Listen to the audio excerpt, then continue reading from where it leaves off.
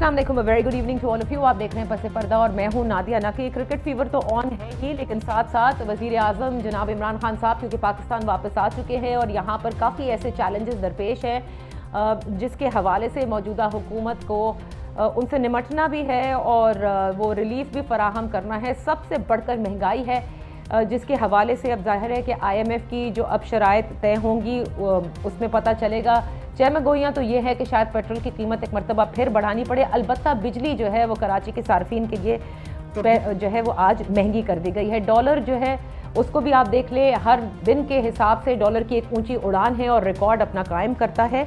और आज तो इदारा शुमारियात के हवाले से भी खबरें हैं जिसको पाकिस्तान पीपल्स पार्टी की शहरी रहमान साहिबा ने भी कहा है। शहबाज शरीफ भी ये कहते हैं कि रिकॉर्ड तोड़ महंगाई हो चुकी है जो 70 साल तारीख में नहीं हुई थी। एक सबसे बड़ा चैलेंज महंगाई का है। आज एक अहम इजलास भी हुआ वजीर आजम के ज़ेर सदारत, जिसमें कलअदम तहरीक लब्बैक पाकिस्तान से होने वाले जो मशावरत है या जो उनके मुतालबात हैं उसके हवाले से और उस हिकमत अमली के हवाले से मशावरत हुई है। ताजरों का जो एहतजाज है महंगाई के हवाले से उसके हवाले से भी जो है मशावरत की गई है। और कोई माने या ना माने लेकिन अपोजिशन जमातें कुछ PDM में शामिल हैं और पीपल्स पार्टी अलग, ये भी मुल्क गिर जगह जगह एहतजाज और रैलियां इस महंगाई के खिलाफ करती नजर आ रही हैं। फिर बलूचिस्तान की सिचुएशन आप सबके सामने है कि वहाँ पर भी हुकूमत साजी के लिए मशावरत जारी है। परवेज़ खटक साहब ने तो ये कहा है कि जो भी बाप पार्टी के उम्मीदवार होंगे उसको वो सपोर्ट करेंगे, यानी पाकिस्तान तहरीक इंसाफ उसको सपोर्ट करेगी। बहरहाल ये तो वक्त बताएगा, लेकिन इस चेंज ने बड़े सवाल भी खड़े कर दिए हैं। और जैसे कि इंफॉर्मेशन का फ्लो क्योंकि बड़ा कम है, लेकिन जो इस वक्त इस्लामाबाद और गिरदोनवा में जो खबरें सर्कुलेट कर रही हैं उस हवाले से वज़ीर आज़म इमरान खान साहब के पास चैलेंजेस काफ़ी हैं इस वक्त। अपने मोहतरम मेहमानों का तारुफ कराती चलूँ। आज इसी हवाले से हम बात करेंगे। हमारे साथ होंगी डॉक्टर शाजिया सोबिया सुमरो साहिबा, पाकिस्तान पीपल्स पार्टी की कौमी असेंबली की मेंबर हैं। हमारे साथ होंगे नदीम कुरैशी साहब, पाकिस्तान तहरीक इंसाफ से हैं, member parliament Punjab. Thank you so much for joining us. और हमारे तज्जिया निगार अमार मसूद साहब ने हमें इस्लामाबाद से ज्वाइन किया है। आप तीनों मेहमानों का बेहद शुक्रिया। गुफ्तगू का आगाज़ मैं आपसे करना चाहूँगी। कुरैशी साहब, ज़रा बलूचिस्तान के हवाले से बात कर लेते हैं। जाम कमाल साहब को वज़ीर आज़म सपोर्ट करते आए हैं और उनकी जो कारकर्दगी है उससे भी काफ़ी खुश नज़र आए थे, लेकिन ये जो तब्दीली एकदम से हो गई, क्या आप समझते हैं कि इसके असरात इस्लामाबाद और पंजाब तक भी आ सकते हैं? बिस्मिल्लाह रहमान रहीम। लेकिन आदिया, बलूचिस्तान के अपने एक मारूजी हालात हैं। वहाँ हमेशा से वहाँ की जो मकामी जमातें हैं उनकी अपनी पॉलिटिक्स दाखिली कई बार ऐसा हो चुका, वो रही और सामने आई। पाकिस्तान तहरीक इंसाफ चूँकि वहाँ कोलिशन गवर्नमेंट में थी और बाप पार्टी हमारी इत्तेहादी जमात थी, ये प्योरली उनका दाखिली मामला था। अच्छा। जाम कमाल साहब की कारकर्दगी पर वज़ीर आज़म का इज़हार एतमाद हमेशा रहा और आखिरी वक्त तक आपने देखा कि उनके वो बहुत सारे अरकान असेंबली जो उनके साथ थे वही मुकाबिल आ गए। लेकिन पाकिस्तान तहरीक इंसाफ चूंकि उनकी जमात के इंटरनल मैटर्स में ना हमारा कोई रोल बनता ना बनना चाहिए था। अब भी जो कायदे अवान बनने जा रहे हैं बलूचिस्तान में वो उसी जमात से हैं, तो मैं समझता हूँ उनकी जमात का इंटरनल मैटर था, उसको हमें इसी तरह से लेना चाहिए कि वो बेहतर समझते हैं कि बलूचिस्तान के लिए तो बलूचिस्तान की सियासत का ये जो असरात है तब्दीली के, ये आपको नहीं लगता कि इसके दूरस्थ नताइज भी हो सकते हैं? देखिए, मैं नहीं समझता। मुझे ये 100% यकीन है कि बलूचिस्तान के जो मामलात है वहाँ की जमातों में जो वहाँ की इंट्रा पार्टी पॉलिटिक्स है उसने हमेशा, ये PMLN के दौर में भी हुआ और ये इससे पहले भी पीपल्स पार्टी के दौर में भी हुआ। तो मैं आज भी इस बात पर मुझे एतमाद है इंशाल्लाह कि पंजाब जिस तरह से आगे बढ़ रहा है, पंजाब में ऑलमोस्ट को 30,000 के करीब डिफरेंट प्रोजेक्ट्स चल रहे हैं। चूंकि आपका प्रोग्राम पंजाब के प्रोजेक्ट्स पे नहीं है, ये मैं ज़िमरन बात कर रहा हूँ, लेकिन बलूचिस्तान के मामलात भी आने वाले दिनों में बेहतर हो जाएंगे। हम डेमोक्रेटिक लोग हैं, हमने जिस जमात के साथ इत्तेहाद किया, अगर वो जमात दाखिली तौर पर अपने लिए किसी और शख्स को कायदे अमान चुनना चाहती है तो हमारा मोतरज़ होना नहीं बनता। हमने मसालियत की कोशिश की, लेकिन वहां के लोगों में ठीक है। कुरैशी साहब, ये सिर्फ बलूचिस्तान तक ही आपको महदूद लग रहा है? आप तारीख का तो हवाला दे रहे हैं, पीपल्स पार्टी के दौर का, फिर PMLN के दौर का, लेकिन वो तारीख फिर कहाँ तक गई थी ये हवाला शायद आप भूल गए हैं। अमार से पूछते हैं। अमार, इस पर बड़ी बहस की जा रही है, कीपिंग इन माइंड जो चैलेंजेस इस वक्त हैं, एक तरफ कल अदम तहरीके लब्बैक पाकिस्तान का धरना है, एक तरफ वो नोटिफिकेशन का मामला है, फिर सबसे ज़्यादा रिकॉर्ड तोड़ महंगाई है और बलूचिस्तान में एक तब्दीली। क्या आपको लगता है कि ये एक तरह से सिग्नल दिया गया है विफाक में बैठी हुकूमत को? देखिए नादिया, मेरे ख्याल में जो बलूचिस्तान में तब्दीली हुई ना, उसकी बहुत ज़्यादा अंडरस्टैंडिंग पाकिस्तानी मीडिया को नहीं है। इसलिए कि जो कुछ हुआ वहाँ पर वो बज़ाहिर तो एक डेमोक्रेटिक प्रोसेस लगता है और वो बिल्कुल दुरुस्त है कि अगर आप कायदे ऐवान से खुश नहीं हैं, आप तहरीके अदम एतमाद पेश कर सकते हैं, और अगर कायदे ऐवान को ये ख़तरा हो कि उनके खिलाफ तहरीके अदम एतमाद कामयाब हो जाएगी तो वो मुस्ताफ़ी हो जाते हैं। सही। ये तो बड़ी सिंपल सी बात है। लेकिन अब आपके शो की नज़ाकत को समझते हुए कुछ बिटवीन द लाइंस आपको बातें बता देता हूँ। इसका पीटीआई से या इमरान खान हुकूमत से कोई बहुत ज़्यादा ताल्लुक नहीं था। ये जो चेंज हुई है ये बेसिकली दो बड़ों की लड़ाई थी, और we are not talking about political parties. और उनमें से एक साहब के, एक बड़े के बहुत क्लोज जाम कमाल साहब थे, उनके मरासिम भी हैं, रिश्तेदारी भी है, कुछ इस तरह के मामला भी हैं, तो कुछ उनको थ्रेट किया गया है इस सारी सूरत हाल में। आपको शायद इस बात का अंदाजा ना हो कि जाम कमाल साहब से जो इस्तीफा लिया गया है वो धोखे से लिया गया है। वो इसलिए कि उन्होंने कहा, जब कुछ लोग उनके पास पहुंचे, काश मैं आपको बता सकता कौन लोग पहुंचे, तो वो लोग उन्होंने इस्तीफा लिख के दे दिया, और उसके बाद उन्होंने कहा 5 दिन तक आपने ये इस्तीफा पब्लिक नहीं करना। अपनी 4-5 डिमांड्स उन्होंने पेश की, और उसमें से ये थे, एक डिमांड थी कुद्दूस बजिंजो जो हैं, जो स्पीकर हैं, वो चीफ मिनिस्टर नहीं होंगे, उनके लोगों का ख्याल रखा जाएगा, उनको पब्लिकली ह्यूमिलेट नहीं किया जाएगा। ये कहकर वो अपनी किसी पब्लिक मीटिंग में चले गए, और उस पब्लिक मीटिंग के दौरान उन्हें ये इल्म हुआ कि भाई वो इस्तीफा पब्लिक कर लिया गया, और मंजूर भी कर लिया गया है। जी, वो मंजूर तो हो गया था। जब दस्तखत कर लिए गए तो फिर वो, क्योंकि वो डिमांड ही बहुत थी उस इस्तीफे की। तो ये अच्छा, दूसरा जो आपका सवाल है कि क्या इससे दूसरे सूबों पर और वफाक पर फर्क पड़ेगा, मैं बड़े वसूख से ये समझता हूँ ये उस तरह की तब्दीली नहीं है जिस तरह की हम सोच रहे हैं कि अचानक जमहूरियत का अलम लेके कुछ लोग आगे बढ़े हैं या तहरीके इंसाफ से बहुत मुखालफत हुई है, बल्कि तहरीके इंसाफ के कुछ लोगों की मंशा शामिल थी इसके जाम कमाल के इस्तीफे में। लेकिन होता ये है, चूंकि अब हर एक को डिटेल्ड न्यूज़ नहीं पता होती, तो होता ये है कि कुछ लोग बॉर्डर लाइन पर बैठे होते हैं। जैसे जैसे ही ये वाकया होना शुरू हुआ, इमीडिएटली खालिद मकबूल सिद्दीकी एमकेएम के जो कन्वीनर हैं, उनका एक बयान सामने आ गया। उन्होंने भी हुकूमत से नाखुशी का इजहार कर लिया।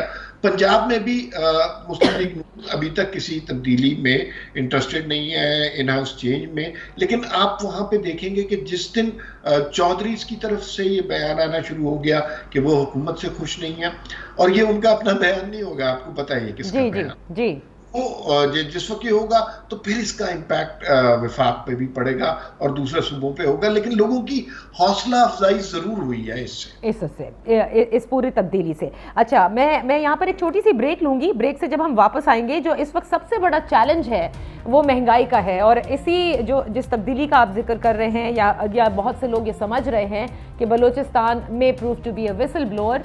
क्या ऑपोजिशन जिस किस्म के एहतजाज करती नजर आ रही है, उससे किसी किस्म की कोई घबराहट है मौजूदा हुकूमत को या नहीं? मैं एक छोटी सी ब्रेक लूंगी। ब्रेक से वापस आते हैं, डॉक्टर शाजिया से इस पर बात करेंगे।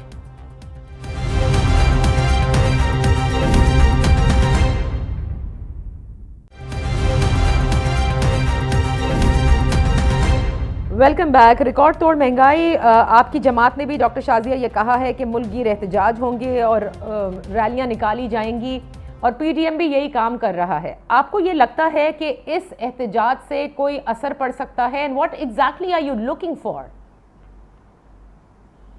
बिस्मिल्लाहिर्रहमानिर्रहीम। Thank you Nadia. सबसे पहले तो मैं कमेंट करना चाहूँगी जो बलूचिस्तान में हुआ है। एटलीस्ट मैं ये कहूँगी कि वहाँ पे बोलने की आज़ादी है, कि वहाँ पे उन लोगों ने अपना डिसीजन लिया। लेकिन ये चीज़ उन लोगों के लिए अलार्मिंग है जो फेडरल गवर्नमेंट में अलायंस बन के बैठे हुए हैं उनको भी ये सोचना चाहिए कि उनके साथ भी कुछ भी हो सकता है, क्योंकि ये वो लोग हैं जो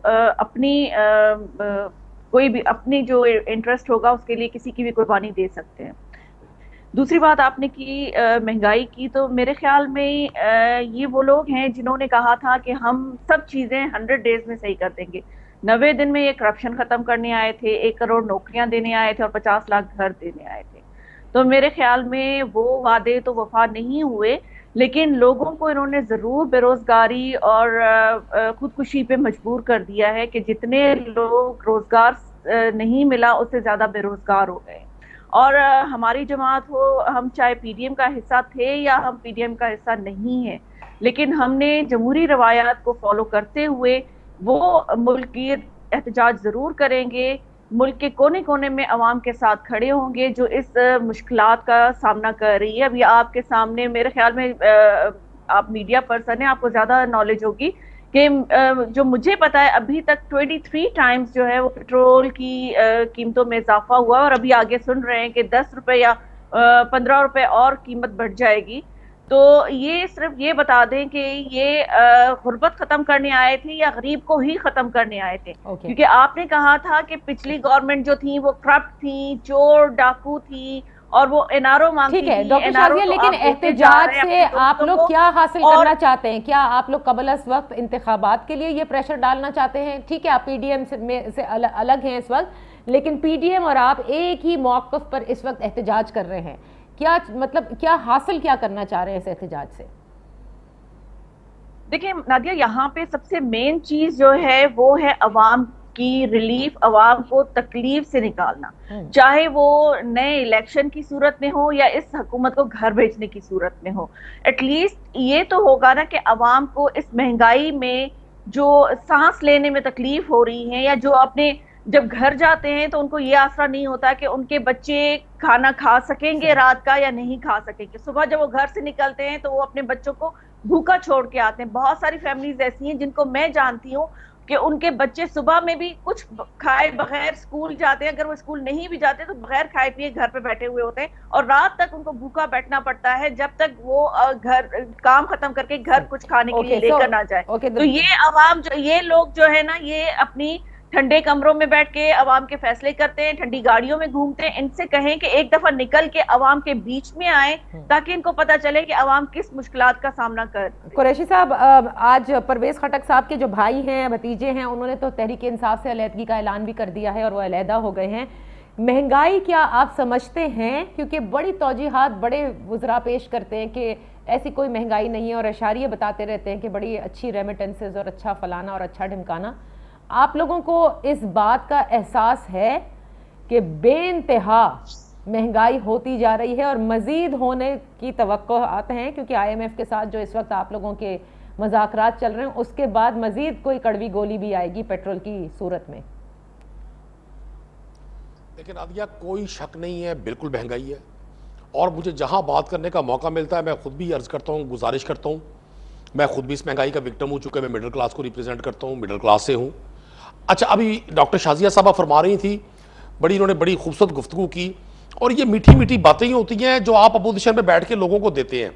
लेकिन यहाँ मजे की बात यह है कि डॉक्टर शाजिया साहब की अपनी जमात पीपल्स पार्टी 13 साल से सिंध में हुकूमत में है और 18th अमेंडमेंट के बाद जितने इख्तियारात सूबाई हुकूमतों के पास है शायद फेडरल गवर्नमेंट के पास नहीं है प्राइस कंट्रोल के हवाले से।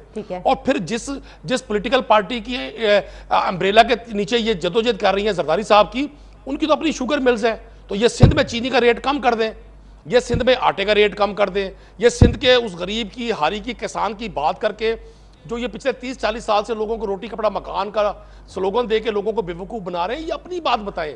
आप मतलब पहले अपनी बात बताएं। इस वक्त आपकी हुकूमत फोकस में मेरे भाई नहीं, मैं आपको एक अर्ज कर दूं, मैं भी क्वेश्चन कर सकता हूं इनसे, ये गवर्नमेंट में है, चले कोई अपोजिशन की जमात जो प्योरली अपोजिशन में बैठी है वो तो ये खूबसूरत लच्छेदार बातें कर सकती है। अच्छा। जो खुद इख्तिदार के मजे लूट रहे हैं इसी सिस्टम के तहत जो इसके बेनिफिशियरी है, मेरा एक सवाल है कुरैशी साहब, मेरा एक सवाल है, लोग जानना चाहते हैं कि आखिर आपकी हुकूमत महंगाई कम करेगी, काबू पाएगी या नहीं पाएगी? फिर आप पंजाब में बैठे हैं, पंजाब के MPA हैं, 18वीं तरमीम आप पर भी अप्लाई होती है। ये तो आपने बताया ना, पीपल्स पार्टी तो करप्ट है, नून लीग भी करप्ट है, ठीक है, तो कम से कम पंजाब में इस वक्त आप लोगों की हुकूमत है, वहां रिलीफ दे रहे हैं आप लोग? जी आप देखें, सबसे पहले तकाबुल करें कि इंटरनेशनल हालात क्या है। अब आप इस पर कहेंगे जी आप इंटरनेशनल हालात की बात करते हैं, तो जब 30 से 40 साल में पाकिस्तान, मेरी बहन अच्छा सुन तो लेना, तो वही तो मैं अर्ज कर रहा हूं कि आप तकाबुल करते हुए सियासी ऐनक उतार दे। मैं डॉक्टर साहब को कह रहा हूं कि आप ये सियासी तासुब के ऐनक उतार दे। ये हालात Bangladesh, India, middle east, Europe सबको फेस करने पड़ रहे हैं। हम चूंकि 40 साल में हमें बना दिया गया दुनिया के लिए एक मार्केट, हम एक्सपोर्टर की बजाय इंपोर्टर बन गए। फूड आइटम से लेके गारमेंट्स तक, केमिकल से लेके मेडिसिन तक सब तो हम इंपोर्ट करते हैं। जब हर चीज इंपोर्ट होगी तो जो इंटरनेशनल हालात होंगे हमें वो फेस करने पड़ेंगे। आपने कहा हुकूमत क्या कर रही है, हुकूमत ने वो तमाम मेजर्स लिए जो आम आदमी की मुश्किलात को कम कर सकते हैं। ठीक है, बजट में सैलरीज बढ़ाई गई, अगरचे मैं समझता हूँ नाकाफी हैं, अगरचे मैं समझता हूँ बहुत बड़ा चैलेंज है गवर्नमेंट के लिए। मैं कतल महंगाई को डिफेंड नहीं करूंगा, मैं बताऊंगा आपको, अर्ज करूंगा, गुजारिश करूंगा कि गवर्नमेंट के लिए चैलेंज है। प्राइम मिनिस्टर खुद इसको देख रहे हैं, चीफ मिनिस्टर पंजाब भी इसको देख रहे हैं, और हर जगह आपने देखा जितने प्रोग्राम शुरू किए गए, वो रमजान से लेकर अब तक वजीर आज़म पैकेज हो जिसमें 50 बिलियन रुपीस की सब्सिडीज लोगों को दी गई, वो इसलिए थी कि लोगों की मुश्किलात कम हो। इसमें कोई शक नहीं है कि हालात डे बाय डे डिस्टर्ब हो रहे थे, और आपके काबू से बाहर हो रहे हैं हालात। कुरैशी साहब, आपकी हुकूमत के काबू से बाहर हो रहे हैं। देखिए अगर कोई हुकूमत खौफ खुदा रखती हो, अगर कोई हुकूमत समझती हो कि वो अल्लाह को जवाब दें, तो यकीनन उनके लिए मुश्किल है, लेकिन ऐसी मुश्किलात नहीं है जिसको हम काबू ना पा सके। हाँ, अपोजिशन का ये प्रोपेगेशन, अपोजिशन का बाकायदा प्लान करके इसको प्रोपेगेट करना, ये भी 25 से 30% इस महंगाई की एक बहुत बड़ी रीजन है। चूंकि पाकिस्तान, अभी इन्होंने, मेरी बहन ने कहा जी जरदारी साहब को या नवाज शरीफ को करप्ट कहते थे, हमने नहीं कहा। आपकी सिंध के हवाले से जो ज्वाइंट इन्वेस्टिगेशन टीम की रिपोर्ट थी उसको देख ले, उसमें क्या कहा गया। अच्छा, आप सुप्रीम कोर्ट चले, लेट्स नॉट गो देयर। पहले मैं जरा अम्मार से तज्जिया ले लूं। ये जो ऑपोजिशन एहतजाज कर रही है महंगाई के हवाले से, और जितनी कंफर्टेबल इस वक्त नदीम कुरैशी साहब नजर आ रहे हैं, क्या इतना ही कंफर्टेबल आप इस वक्त पाकिस्तान तहरीक इंसाफ की हुकूमत को देख रहे हैं अम्मार?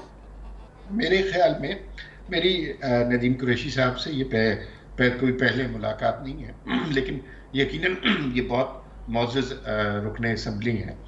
मेरी इनसे बस एक दरख्वास्त है कि जो महंगाई के हवाले से इन्होंने जिन ख्यालात आलिया का जिक्र किया, ये टीवी प्रोग्रामों में ज़रूर कह दिया करें, लेकिन ये पब्लिक में ना कहिएगा, इसलिए कि अवाम में इस वक्त इतना एंगर है कि वो मुतहम्मिल नहीं हो सकती। खासतौर पे ये जो जुमला इन्होंने कहा कि ये जो अपोजिशन का प्रोपेगेंडा है, इसकी वजह से 30% महंगाई में इजाफा हुआ है। People are sick of this. लोगों का जीना अजीरन हो गया है। और ये जो कह रहे हैं कि सूबाई मामलात हैं, ये है भाई, पेट्रोल की प्राइस मुल्क में बढ़ती है, हर सूबे में हर चीज की कीमत में इजाफा हो जाता है। लोग बड़ी दुआएं देकर तहरीके इंसाफ को हुकूमत में लाए थे, लेकिन इस वक्त पूरे पाकिस्तान में सबसे ज्यादा बद्दुआएं इस जमात को और इनके हुक्मरानों को मिलती हैं। इन्हें अंदाजा ही नहीं है कि इन्होंने लोगों के साथ क्या किया है। 1 करोड़ नौकरियां तो बहुत दूर की बात है, इन्होंने 2 करोड़ लोगों की नौकरियां छीन ली। इन्होंने किसी जगह कोई ऐसा का मंसूबा शुरू नहीं किया जिससे पाकिस्तान के लोगों की बेहतरी हो।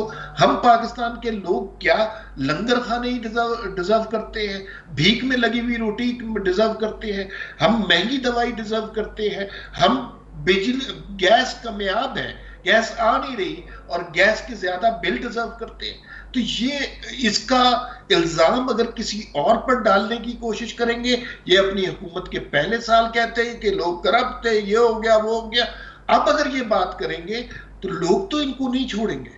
और ये मैं आपको ये बताऊं कि हमारे बहुत सारे दोस्त हैं तहरीके इंसाफ वाले, और वो प्राइवेटली इस बात को तस्लीम करते हैं कि इस हुकूमत की गवर्नेंस इस कदर बदतरीन है कि वो अपने हलकों में नहीं जा सकते, लोग जूते मारते हैं। ये सारी सूरतें भाई, चीनी, आटा, पेट्रोल कौन सी चीज है जो इस काबिल रह गई है कि आम आदमी की दस्तरस में हो, और उस पर यह नारा कि नहीं ये पिछली हुकूमतों ने किया। तो फॉर गॉड सेक, एक वक्त था, आपके पास एक हनीमून पीरियड था, अब लोग पिछली हुकूमतों के बारे में सवाल नहीं करते।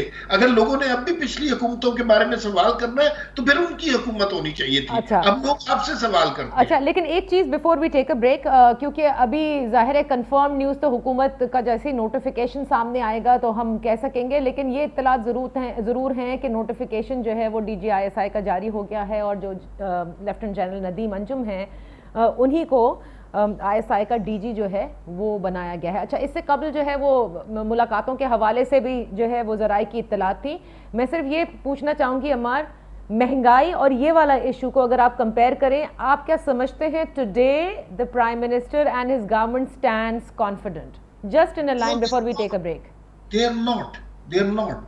आप ये देखिए कि इनके ताल्लुकात में दरार आ चुकी हुई। ओके, बल्कि एक जुमला अगर मुझे कहने दीजिए जो शायद आपको इरेलेवेंट लगे, लेकिन it is the most relevant sentence in this time, कि आज आप यूं समझिए कि जनरल परवेज मुशर्रफ के दौर का ऑफिशियली खात्मा हो गया। मैं एक छोटी सी ब्रेक लेती हूँ, ब्रेक से वापस आते हैं और गुफ्तगू को आगे बढ़ाते हैं। आपने कहा दरार आ चुकी है, इस दरार के नतीजे में घबराहट है या महंगाई ही सबसे बड़ा चैलेंज है? नॉट टू फॉरगेट कि TLP के हवाले से, कल अदम TLP के हवाले से शेख रशीद अहमद साहब ने कहा कि कामयाब मुज़ाकरात हुए हैं लेकिन अब भी धरना जारी है। बुध तक के उन्होंने जो सोशल मीडिया पर वो सारे बयानात दे रहे थे कि बुध तक के लिए वो इंतज़ार करेंगे और उसके बाद वो अपना नया जो लाए हमल है उसका फिर वो ऐलान करेंगे। Let's take a break.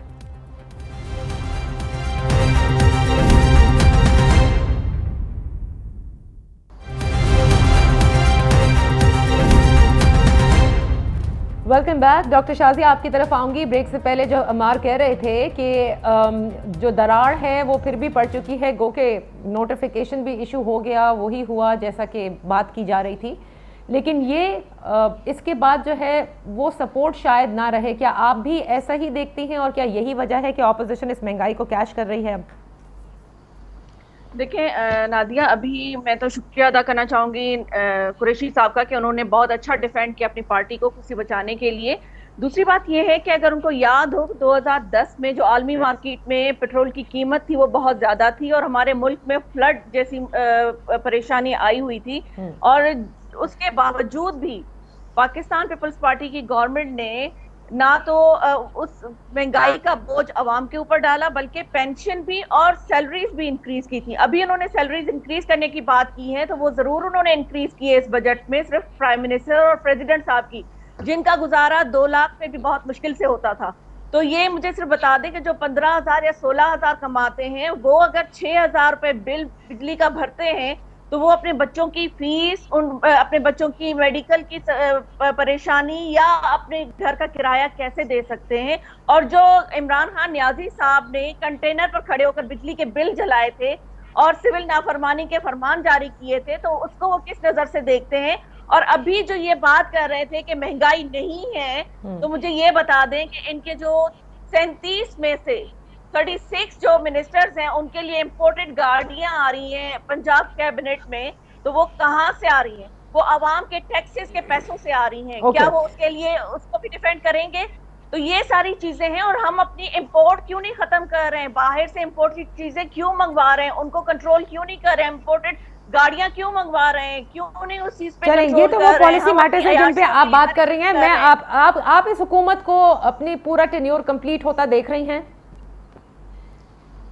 देखिए नादिया, ये जो बाद में बैठ के रोना रोएंगे ना कि हम जो है पूरा काम करके जाते तो शायद हम बहुत ज्यादा तब्दीली लाते, तो 3 से 4 सालों में लोगों ने, क्योंकि अभी चौथा बजट इन्होंने पेश किया है, तो 4 सालों में लोगों ने इनकी तब्दीली को देख भी लिया है और परख भी लिया है। ठीक है। मुझे नहीं लगता कि बाय इलेक्शन के बाद, हारने के बाद इनको दोबारा से, हाँ अगर RTS फ्रीज ना हो और दूसरी कोई प्रॉब्लम ना हो, डब्बे चोरी ना हो, तो मेरे ख्याल में ये सिलेक्ट होके भी नहीं आ सकते, क्योंकि लोगों ने इनको बाय इलेक्शन में भी रिजेक्ट किया है और मेरे ख्याल में कंटोनमेंट बोर्ड के इलेक्शन में भी इनको रिजेक्ट किया गया है। साहब, तो ये मुझे नहीं लगता कि ये आगे आ सकते। ठीक है, और ये अपने मुद्दत पूरी करेंगे, आपको ये लगता है? देखिए इनका रोना बाद में ना हो तो इनको करने दे दे। अच्छा, इसीलिए ऑपोजिशन जो है वो कोई और बात नहीं करना चाहती, वो चाहती है कि 5 साल ये मुकम्मल कर लें। जबकि कल खुर्शीद शाह साहब ने भी, आज राना सनाउल्लाह साहब, ये सब कहते हैं कि अगर कोई इन हाउस तब्दीली होती है तो उसके बाद फिर फ्रेश इलेक्शन की, यानी अदम एतमाद की अगर वो कहते हैं कोई बात होगी तो उसके बाद फ्रेश इंतखाबात ही होने चाहिए। कुरैशी साहब, क्या आपको लगता है कि सारे मामलात मुख्तदर हलकों और हुकूमत के दरमियान बिल्कुल अब ठीक हैं, या आपको लगता है कि दरार है? देखिए नादिया, मैं पहले तो अर्ज करूंगा अमार मसूद साहब से, बड़ी खंदा पेशानी से और आजिज़ी के साथ, मैं तो गैर मारूफ शख्स हूँ, ये मुझे नहीं जानते, मैं इनके ख्यालात आलिया पढ़ता भी रहता हूँ और मुझे अंदाज़ा है इनकी तबीयत का, इनके मिजाज का, इनकी ख्वाहिशात का। लेकिन मैं एहतराम करूंगा इनकी ख्वाहिशात का। 2 चीज़ें अर्ज कर दूँ। इन्होंने एक फरमाया कि जी पाकिस्तान में गैस और पेट्रोलियम के रेट्स बढ़ रहे हैं तो आम आदमी कहाँ जाएगा। अब मैं इनसे, मुझे बता दें कि अगर पिछले 30 सालों में कहीं गैस के ज़खायर दस्तयाब हुए हैं या पाकिस्तान में पेट्रोलियम मसनूआत पैदा होनी शुरू हो गई हैं। मैं एक पोलिटिकल वर्कर के साथ साथ छोटा सा ताजर भी हूँ और मेरा थोड़ा सा इंटरनेशनल मेरा बिजनेस है। जिस चीज़ का मैं दुबई से कराची मंगवाने के जो पैसे 2 साल पहले $2000 दिया करता था, आज मैं उसके $6500 दे रहा हूँ। मुझे भी थोड़ा सा एक्सपीरियंस है। मुझे यहाँ बैठकर, पार्टी अपनी जगह, मैंने झूठ बोलकर अपनी कब्र खराब नहीं करनी, यकीनन मुश्किलात हैं। और मेरी बहन जो फरमा रही थी डॉक्टर शाजिया क्या जी आप साबका हुकूमतों का हवाला देते हैं, मैंने साबका हुकूमतों का हवाला नहीं दिया, मैंने सिंध की मौजूदा हुकूमत का हवाला दिया कि जिसके चेयरमैन बिलावल भुट्टो साहब के पाकिस्तान के हर कैपिटल में अरबों रुपए के बिलावल हाउसेज हैं, जहां पे अगर बिलावल साहब ना भी मौजूद हो, जाहिर है एक शख्स एक वक्त में एक ही घर में स्टे कर सकता है। लाहौर का जो बिलावल हाउस है उसकी इलेक्ट्रिसिटी ऑफ नहीं होती, उसका एसी का सिस्टम ऐसा है कि वो थ्रू आउट द ईयर चलेगा 365 दिन। तो ये करोड़ों रुपए की एक्सपेंस करने वाले लोग जब गरीब की, मजदूर की, किसान की बात करते हैं, मुझ जैसे एक मिडिल क्लास के बंदे को ये लच्छेदार बातों के अलावा कुछ नहीं लगता। और जहां तक अमार भाई ने कहा कि जी इनके अराकीन असेंबली हमें मिलते हैं और वो कहते हैं जी हम अपने हलकों में नहीं जा सकते, हमें जूते पड़ते हैं, ऐसे अराकीन असेंबली को वो कहते हैं ना तोहमत लगा के अपनों पे जो गैरों से दाद ले, ऐसे सुखन फरोश को मर जाना चाहिए। ऐसे अराकीन असेंबली को जिनके पास पार्लिमानी पार्टी का फोरम भी हो, नेशनल असेंबली भी हो, जिनकी एक्सेस अपनी लीडरशिप तक हो, उनको वाकई जूते पड़ने चाहिए। आपने दोनों मेहमानों को जो जवाब देने थे वो दे दिए। अब come to the question that I have asked you, आपको लगता है वो सपोर्ट आपको जारी रहेगी इस सारी डिले के बाद? हमें जो सपोर्ट है वो पाकिस्तान की आवाम की है, हमें वो सपोर्ट जो है वो अल्लाह की सपोर्ट है। मुख्तदर इदारे भी पाकिस्तान के हैं, हम भी पाकिस्तान के हैं। ना पहले कोई रिफ्त थी, ये चाय की प्याली में जिन्होंने तूफान बर्पा किया था, ये उनके लिए अब लम्हा फिक्री है। जो चाहते थे इस माहौल को कैश करवाएंगे, जो कहते थे एस्टेब्लिशमेंट के साथ सुलह नहीं करनी और फिर फरमाते थे हमसे तो राब्ते हो रहे हैं, जो कहते थे जी हम इनको चेहरा दिखाएंगे और खुफिया ये अपने पैगंबर भेजा करते थे मुलाकातों के लिए, अब वक्त उनके लिए चीजें ठीक हो जाएंगी। मैं अपोजिशन से भी रिक्वेस्ट करूंगा, दुनिया बहुत आगे चली गई है, आए हम पाकिस्तान को आगे बढ़ाने। क्योंकि वजीर आजम बार बार ये कहते रहे हैं, हर जगह कहते रहे हैं same page same page. Qureshi साहब, आपको लगता है the same page is still there? Yes, we all are on same page. हमारा पेज पाकिस्तान है, हमारा पेज पाकिस्तान की सालवियत है, हमारा पेज पाकिस्तान की को स्ट्रेंथन करना है, हमारा पेज जाती एजेंडा नहीं है। कोई शख्स बता दे मुझे, चले मेरी मालूमात में इजाफा कर दे कि प्राइम मिनिस्टर इमरान खान ने पिछले 3 साल में कोई बिलावल हाउस टाइप कोई प्रॉपर्टी पाकिस्तान में बनाई हो। इस वक्त मेरी बात सुनिए कुरैशी साहब, इस वक्त हम बात कर रहे हैं उस सपोर्ट की जिसका कि जिक्र बरमला वजीर आजम भी करते आए हैं कि फौज और क्या कहते हैं मुख्तदर हल्के और हुकूमत जो है वो सेम पेज पर है। अमार, आप इसको किस तरह से आगे जाता देख रहे हैं? एक तो ऑपोजिशन जिन्होंने ये ठाना हुआ है कि पीपल्स पार्टी तो अब भी ये कहती है कि अदम एतमाद की तहरीक लेकर आए, नून लीग शायद तैयार नहीं है। आप देखते हैं कि 5 साल मुकम्मल करने दिए जाएंगे मौजूदा हुकूमत को ऑपोजिशन की जानिब से? थोड़ा सा मैं अगर ये नदीम साहब की बात का जवाब दे, 1-2 जुमलों में, ज्यादा वक्त नहीं दूंगा। उन्होंने कहा कि हमें अल्लाह की मदद हासिल है, यकीनन होगी, लेकिन इससे यूं लगता है कि जैसे ये कहना चाह रहे हैं कि जो आदमी भूख से मर रहा है, जिसको रोजगार हासिल नहीं है, जिसके वालिदैन दवाई नहीं हासिल कर सकते, जो 2 वक्त की रोटी नहीं कमा सकता, अल्लाह की मदद उसको हासिल नहीं है, सिर्फ इनके लिए मुख्तस है। ये जिन लोगों की मैंने बात की है, उन लोगों की तरफ से इनको बहुत बद्दुआएं मिल रही हैं और खुदा के लिए जस्टिफाई ना करें महंगाई को। ये जो कुछ आज आप कर रहे हैं ना, तस्लीम कर लें कि बहुत बड़ी गलती हुई है, हमने लोगों का जीना अजीर्ण कर दिया, इस बात को तस्लीम करें। नहीं करेंगे तो आज कहा हुआ एक एक लफ्ज जो है ना, कल को आपके हल्के में भी सामने आएगा, इन टीवी टॉक शो की रिपीट ट्रांसमिशन में भी चलेगा और आपके पॉलिटिकल करियर पर भी असरअंदाज होगा। जहां तक दूसरा सवाल है वो ये कि ये अब मामला कैसे आगे चलेंगे। देखिए असल मसला हुआ क्या है, बड़े अच्छे ताल्लुकात थे, आज तक किसी भी हुकूमत को एस्टेब्लिशमेंट ने इससे ज्यादा सपोर्ट नहीं किया कि पब्लिकली कहा हो कि आप मीडिया को सपोर्ट करने के लिए कहा हो, मुस्बत रिपोर्टिंग के लिए कहा हो, इलेक्शन से पहले बता दिया हो कि किसको सपोर्ट करनी है। मसला वहां पैदा हुआ, एक शेर मैं आपको सुनाता हूं कि जिन पत्थरों को हमने अता की थी धड़कनें, जब बोलने लगे तो हम ही पर बरस पड़े।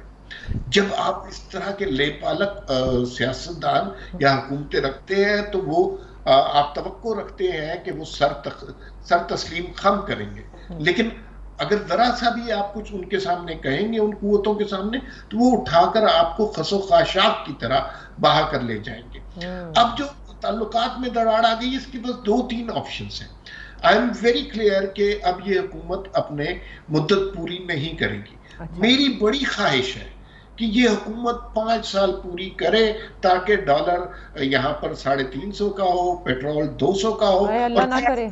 जिन लोगों ने तब्दीली को वोट दिया था उनकी अच्छी तरह, अल्लाह ना करे कि ये डॉलर इतना महंगा हो जाए, अल्लाह ना करे कि पेट्रोल इतना महंगा हो जाए। क्या हो गया अमान, लोग पिस जाएंगे, अभी पिस गए हैं, ये महंगाई तो कंट्रोल होनी होगी। देखे ना, अभी 2-3 बात अमार साहब की ख्वाहिशात को देख लिया, अमार साहब की ख्वाहिशात क्या है, मैंने पहले भी अर्ज की थी, इनकी ख्वाहिशात अपनी जगह, ऐसा होगा नहीं। अच्छा बात कीजिएगा उसमें। देखें अब इस हुकूमत को जाना है, उसके क्या तरीके हो सकते हैं। एक तो तरीका ये है कि इन हाउस कोई चेंज हो। इतनी ट्रेजेडी है इस सिचुएशन की कि इन हाउस चेंज में जो सबसे बड़ी जमात है मुस्लिम लीग नून, वो इंटरेस्टेड नहीं है। उन्होंने यहां तक कहा है कि आप तहरीक अदम एतमाद लाएं, हम उसको सपोर्ट करेंगे, लेकिन जो नेक्स्ट गवर्नमेंट है उसका पार्ट नहीं बनेंगे। तो फिर क्या हो सकता है? फिर ये हो सकता है कि इमरान खान साहब को इतना प्रेशराइज किया जाए कि वो असम्बलियां तोड़ दें। वो मेरे ख्याल में असम्बलियां तोड़ेंगे भी नहीं। लेकिन इसका हल मैं आपको बता दूं, इसका हल अदलिया के जरिए निकलेगा और कोई फॉरेन फंडिंग केस, कोई तोशाखाना केस, इस तरह का कोई केस, और उसके बाद बात खत्म हो जाएगी। लेकिन अब जो 1 पेज है उसकी उसकी धज्जियां उड़ गई हैं। अच्छा।